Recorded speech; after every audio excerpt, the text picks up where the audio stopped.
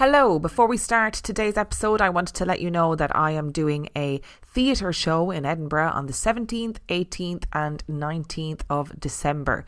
The show is called Unquiet Objects and is 3 adaptations of classic M.R. James ghost stories in collaboration with Parrot Theatre Company.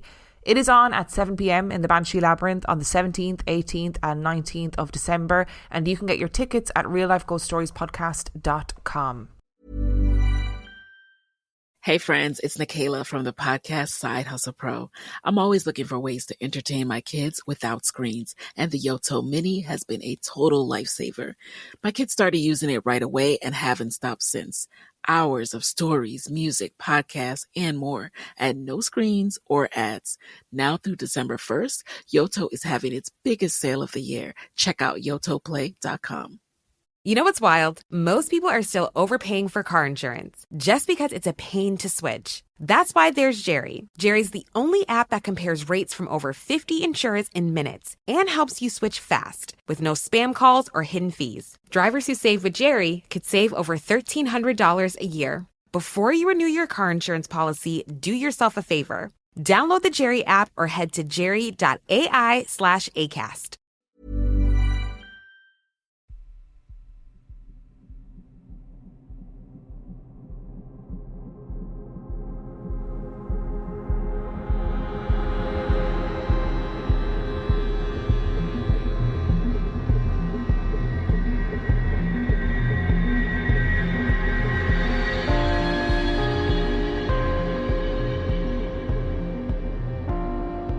Hello and welcome to mini episode 486 of Real Life Ghost Stories, and I have 2 spooky stories for you today, and the last story comes from the 27th of September 2025, and story number 1 comes from Charlotte.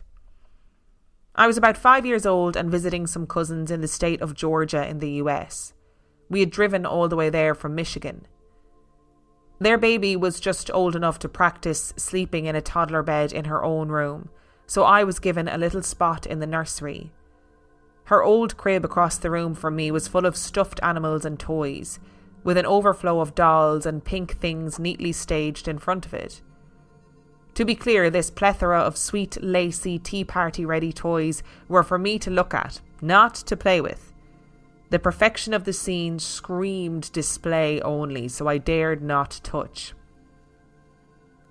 I remember it being a difficult visit, and being put to bed several hours before my normal bedtime was one of the most difficult parts. I was so frustrated being in a strange room by myself, but afraid to make too much of a fuss in front of these people that I didn't know. I was given some of my travel entertainment to keep me occupied, some Happy Meal toys, books, and one of those old read-along storybooks with a clunky cassette player and headphones. This was not nearly enough to keep my mind from going haywire in a new place with new rules, stuffy strangers, and bedtimes when the sun still beamed through the blinds. After what felt like hours, the sun had gone down and I was laying on the mattress, rolling around and making up games in my head. Bored kid things like pointing and tracing the walls and ceiling with one eye closed while listening to my read-along. All this to say, I was wide awake. Being bored out of my mind, I was staring off into the display of untouchable toys. One of those toys was a Raggedy Ann doll sitting on a wooden rocking chair, because of course it was. As I was mindlessly staring at it, I saw her get up from the chair, put her little rounded feet on the floor, and walk, almost dance forward a few steps. My eyes got wider as she walked until I did one of those hard, "Am I really seeing this?" blinks, and then she was back in the chair. My little heart raced and I turned around and faced the wall, covering myself up, and tried to think of anything happy enough to bring me out of the strangeness I was experiencing. I eventually got courage to jump up and run out to where my parents were, trying to quietly explain the situation without causing a scene or crying, but of course I got the usual response parents would give and got sent right back to sleep in front of that creepy audience.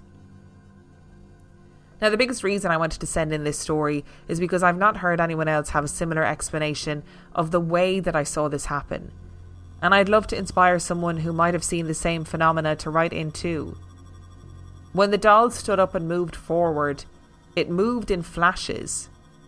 The best way that I can describe this was as if you were watching someone move in a strobe light. Quick flashes of images in half-second intervals. The first flash on her left foot, second flash on her right, moving forward just a bit with each flash, as if someone had picked her up to entertain me with a little dance. It didn't seem malicious, or like it was meant to scare me, but oh my God, it did. Thinking about it as an adult with some kind of ghost logic, whatever that may be, I wonder if there was a spirit watching me suffer the cruelties of mortal boredom and wished to cheer me up. It didn't work, but it didn't feel scary in a way that you might feel something was after you or trying to hurt you. I was terrified, don't get me wrong, but the terror came from being old enough to know that dolls do not get up and walk around by themselves in camera flashes, and I just couldn't wrap my mind around what I had witnessed. I ruminated enough on this happening over the years to still remember it at almost 40. I think that in reality I was a dropkick-worthy, creepy kid in a very spooky place, but I was told so much not to believe that I rationalised it away, so they'd hardly make good stories now. The thing that makes me believe these faded memories were somehow real was that I used to describe my nighttime experiences in 3 ways: dreams, nightmares, and those other types of nightmares. Clearly a whole different experience from just my baby brain telling scary stories in my sleep, but experiences that I had to rationalise away. For some extra creepy context in all sorts of extraterrestrial realms, I lived right next to the only active airport within hundreds of miles in a small town in the 80s and 90s in the middle of the woods.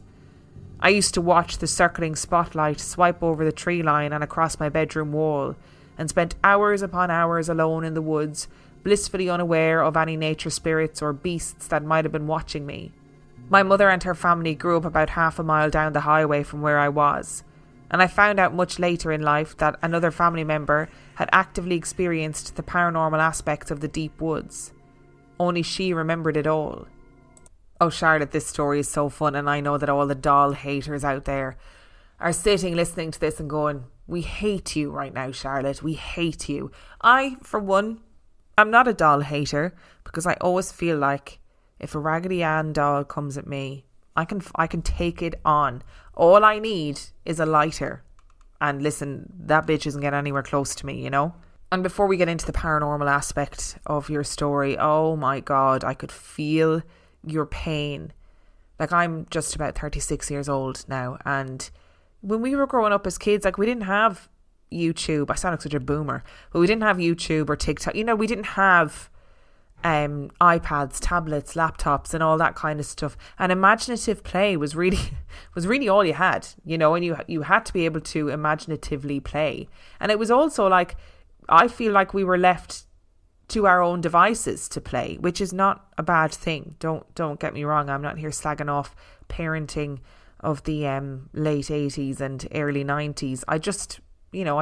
We were just left to our own devices to play, so you had to make your own entertainment. But oh my God, the boredom of being in that room oh, bless you. That is the real terror of this story, is the boredom of being in that room early when you're like, I am really not tired and I'm stuck here and I can't touch any of these weird toys that are in the crib. And on the topic of the Raggedy Ann doll, right, I'm not like a massive believer that dolls and stuff can be haunted. Do I think that maybe spirits can manipulate things, like you said, Charlotte? Like, was it a spirit who just felt incredibly sorry for you and was like, oh my God, this poor kid, I'm going to entertain her a bit? Like, yeah, maybe. I think that's more likely than like the actual Raggedy Ann doll being haunted, right? The idea that it moved in like camera flashes, and I know exactly what you mean when you describe that, and I think everybody listening is probably able to see that in their mind's eye too. That I don't understand. It's almost like stop motion animation, right? And I don't understand how a spirit would be able to do that, to be able to manipulate something like that. I mean, who knows? Who knows how spirits are able to manipulate anything? But I imagine it was quite positive. You know, I imagine it was something that was like, as a way to entertain you, being this poor bored kid who is all on their own going, oh God, this is so boring. And in a way, that's quite a comforting thing. if not also deeply terrifying. It's interesting as well about you saying, there was dreams and nightmares and those other types of nightmares where your child brain had obviously quantified it as something that was completely different, that was more tangible or more real. And, as children, we are told to not believe things. Oh, it's just your imagination. Oh, it was just a dream. So I do wonder if that contributes to a part of us losing touch with that magical part of ourselves growing up. And sometimes when I read the stories that people send in, I'm like, I don't know if that's necessarily a bad thing. I don't know if I want to be seeing moving Raggedy Ann dolls and various other shadow figures, etc. I'm happy in my ignorance, thank you. Hey friends, it's Nikayla from the podcast Side Hustle Pro. I'm always looking for ways to entertain my kids without screens, and the Yoto Mini has been a total lifesaver. My kids started using it right away and haven't stopped since. Hours of stories, music, podcasts, and more at no screens or ads.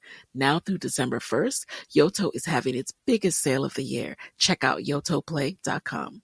Hey, Ryan Reynolds here. Wishing you a very happy half-off holiday because right now Mint Mobile is offering you the gift of 50% off unlimited. To be clear, that's half price, not half the service. And Mint is still premium unlimited wireless for a great price. So that means a half day. Yeah? Give it a try at mintmobile.com/switch. Upfront payment of $45 for 3-month plan, equivalent to $15 per month required. New customer offer for first 3 months only. Speed slow after 35 gigabytes if network's busy. Taxes and fees extra. See mintmobile.com. Ever wonder why so many people regain weight after stopping a GLP-1? Up to 40% of the weight lost can come from lean muscle. This weakens the body, slows metabolism, and makes it easier to put the pounds back on, creating a cycle of dependency. Prolon's 5-day fasting mimicking diet offers a drug-free way to maintain results and support long-term metabolic health. In just 5 days, it activates fasting pathways to burn fat, protect muscle, and rejuvenate cells, all while letting you enjoy real food. Get 25% off plus a $40 bonus gift when you subscribe at prolonlife.com/start. That's prolonlife.com/start. Hey guys, it's Paige from Giggly Squad, and if you're anything like me, holiday shopping has officially started. And you know where I'm going? Ulta Beauty. They have the cutest gift sets right now, like the Sol de Janeiro, Shea Rosa, and Cheer Perfume Mist Trio. It smells so good. I've been misting it everywhere. On me, on the street, on my pillow. It's a whole vibe. I'm obsessed with the Tarte Kindness Cafe Collector Set. It's packed with everyday makeup must-haves, and it's honestly too cute to wrap. And if you need a cozy little self-care moment, the Moroccan Oil Hand Care Essentials Kit is luxe, hydrating, and smells delicious. Don't worry if you can't decide right now. An Ulta Beauty gift card is the perfect gift for everyone. So whether you're gifting your bestie or yourself, make the season yours and head to Ulta Beauty today. Ulta Beauty, gifting happens here. And story number 2 comes from Jade. My great aunt was born on Halloween. Fitting, as she and her sisters, my mom and myself, all have spiritual gifts. Her strongest talent was dream interpretation, a skill that she taught me. Auntie O grew up to be a nun, which always made me laugh, given her birth date and her witchy gifts. I grew up devoutly Catholic. As a random detail, I no longer am. She and I shared a bond that none of the other family did. We would spend hours on hours talking about religion, philosophy, art, history, dreams, and she even told me she liked me better after I left the church. She felt like my mind was more free. This coming from a nun. Auntie O passed away just as I was beginning my second year of university, and I couldn't get to her funeral, as it was about 12 hours of travel away, and classes were mandatory for the first week or you'd lose your spot in the class. It bothered me greatly that I couldn't go to see her off, but she didn't seem to mind, apparently. The night after her funeral, she came to me in a dream. She had her usual French roll in her hair, though she was wearing slacks and a woolly sweater, rather than her nun's habit. This was her "I'm not nunning today" outfit that she wore when she stayed with us. In the dream, she and I met at a county fair type of thing, games, rides, food, animals, and we got freshly made mini donuts covered in cinnamon, except they were neon colours, for reasons I still haven't unpicked. We walked around arm in arm, enjoying our time together, before she turned to look me in the eyes. I then noticed that she wasn't wearing her glasses. She didn't need them anymore. I noted her skin was younger. She'd been 86 when she passed, though her hair was still the shocking pure white it had been. Her hands were younger, I noticed, as she took mine in hers. Her gaze held mine for a long time, and then she said 3 things. You know I love you. Don't let the talents lie unused. I'll visit again. And then she walked out, lithe and young, but still with that white hair now hanging free to her mid-back. She was beautiful. I have indeed been visited by her since, though only twice. I know I likely won't see her again until I'm nearing my own death. My second story is about a hat man. Trigger warning for mentions of sexual assault and violence. When I was 15, my 19-year-old boyfriend tried to rape me. I broke his jaw and ran away. He stalked me for 2 years. When I was 17, I went on a date with a man in his 30s. Gods, I know, ew. And after the car show and coffee we went to, instead of driving me home, he drove me to an abandoned location and tried to rape me. I grabbed him by the stones and made him drive me home, and he went to jail. At 18, my boyfriend at the time, a 26-year-old, seriously, I know, took my virginity through rape. And at 19, another boyfriend tortured, raped and tried to murder me. Deep breaths, I know it's a lot. After the first encounter, the hat man began visiting me. He was all black except for his glowing red eyes. He wears a fedora, a long leather trench coat and leather driving gloves. He would arrive as I slept. I always woke up to him standing right beside the bed, glaring down at me and radiating both hatred and glee. He was with me for years, almost every night. The longer he was with me, the more I knew about him. He said his name was Adam, though I very much doubt that. Names are currency, I'm sure he guards his well. I also came to understand that he showed himself almost exclusively to victims of sexual assault of all genders. Sometimes he would invade my dreams, and in them he was always strangling me, the method by which I was almost murdered. The longer he stayed with me, the more violent the dreams and more hate-filled the wakeful encounters. I'm sure he was responsible for many of my nightmares about my past, and even some of my out-of-the-blue triggers. I'm sure he was still around during the day. My room was oppressive and stuffy, even with the giant windows open. But I could never see him during the day. Eventually, as my skills and talents with mediumship and energy work developed, I became very good at setting energetic and spiritual boundaries, and I finally stopped seeing him when I was about 30. Good riddance to bad rubbish, Adam. Finally, a little twofer for you. I've lost a lot of women in my life. Both of my grandmothers and my own mom, my husband's grandma and his mother, who was like my second mother, and then my 2 best friends passed. All of them show up in my life to say hello from time to time, but my faves are my mom and one of my best friends. Mom comes to me in white butterflies that often flutter about my head and land on me. My best friend comes in hummingbirds that will zip about and then hover 2 feet in front of me, chirp once and then fly away. Every single time, I audibly greet them and thank them and tell them I love them. They are blessings. Oh, they really are blessings. And I talked about this recently on the show, that I think we all need to take maybe a little bit more time to talk to our loved ones that have passed, regardless of whether they're sending us signs or not. I think maybe talking out loud to people can be really helpful and just, I don't know, really positive, a lovely positive thing to do. And Jade, I just wanted to say to you before we dive into your stories that I'm sorry for everything that you went through. And you're right, it is a lot, but it is also your reality. This is what you lived. This is what you went through, and you didn't deserve any of this. And I hope now that you are somewhere along on a healing journey with all of those incidences of sexual assault and violence. I hope that as an adult you are, living with that in a way that allows you to live your day-to-day normally. And I think the really unfortunate thing about that is that pretty much, I would argue, every woman listening to this will have some experience of this and be able to empathise with you in some way or another. And I am glad that you are at a point in your life where you can share what happened to you, Because I do think it makes a difference when you can share something that happened to you that was traumatic and awful, and that people just listen to you. And that's all I'm going to say about that, because otherwise I will get upset. I will get angry and I will rant. And I do think it's really interesting what you said about the Hat Man, that after the first encounter, the Hat Man started visiting you. Because we've spoken about this on the podcast before, about how the Hat Man seems to show up when there's periods of really negative energy, really super negative energy. And when you're 15 years old, you know, you're a child, right? And you end up in this awful situation where a much older person, I mean, 19 years old is much older than 15, if you know what I mean. Like, there's a lot of maturity that should develop in that period of time.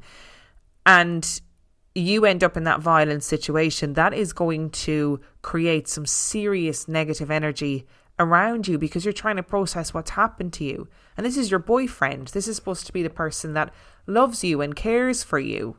And it does seem like the Hat Man knocks around when, particularly, right, people are going through some very, very serious stuff.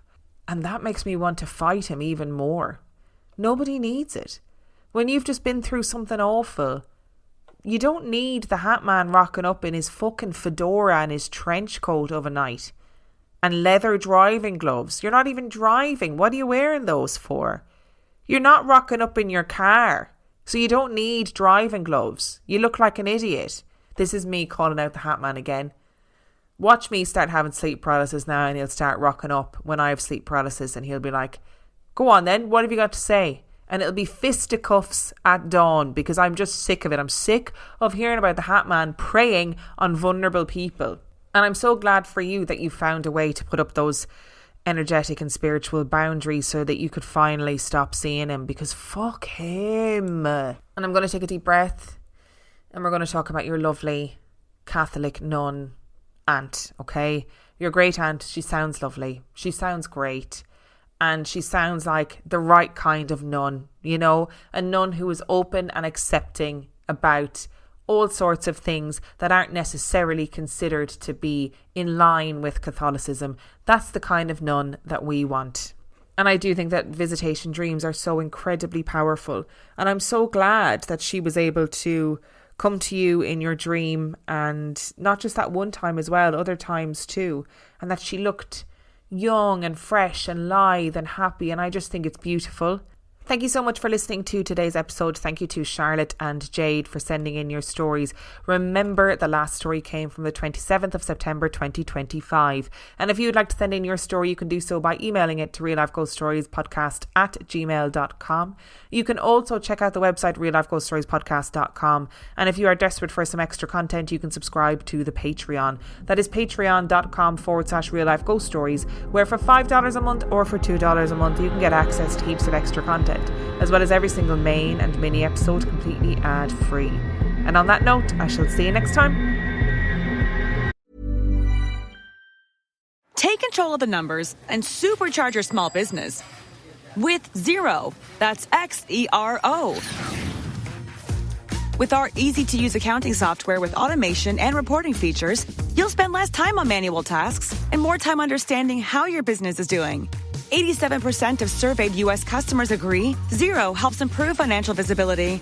Search Xero with an X or visit Xero.com/ACAST to start your 30-day free trial. Conditions apply.